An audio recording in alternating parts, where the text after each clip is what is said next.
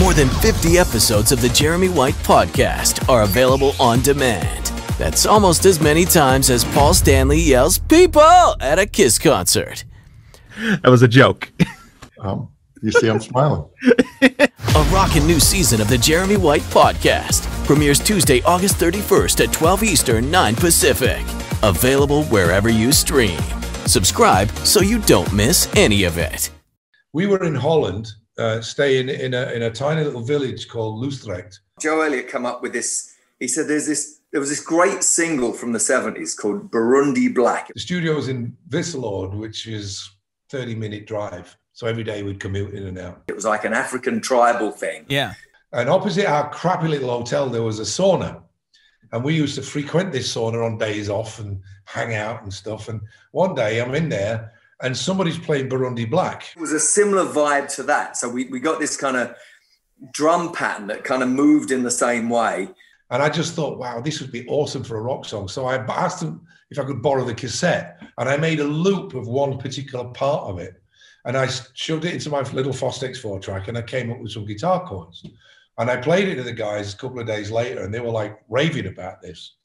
So months like going, oh, this is awesome. This is great. So Phil took my basic chorus chords and inverted half of them. So we actually had a chorus. The whole middle section, Mark goes to Nigel, yeah, we need all this kind of weird stuff delayed and we're going to pull this stuff backwards and we're going to have this thing going for like a minute in the middle of Rocket. So he said, just mess around with it. So we came back in Monday morning. Nigel had done all this. So all of that stuff was done manually. We started singing it, Rocket, yeah, and then da-da-da-da-da-da. And then when we decided that, like, why don't we use it as a metaphor? The rocket is the vehicle through our youth of all the great bands and songs that resonated with us, which is why it's what they call a name song or a name check song. Right. And then it was easy, and Mutt's going, okay, well then let's do what you just said, the guitars going, the swell guitars. Yeah. We just added that to it. And as soon as you do something like that, it opens up another door and you go, whoa, what about if we have the choir coming in here? Yeah. And backwards vocals coming in. And once we started on that and he got to the chorus bit, I just blurted out as a Lou Reed fan, Satellite of Love, which fitted perfect, because it's space, rocket, satellite. And then it's like, oh, you can't ignore that. So in that went, and we had the chorus. And then we just worked backwards from there. It's just an ongoing thing. And you stop when it reaches, when it's ready.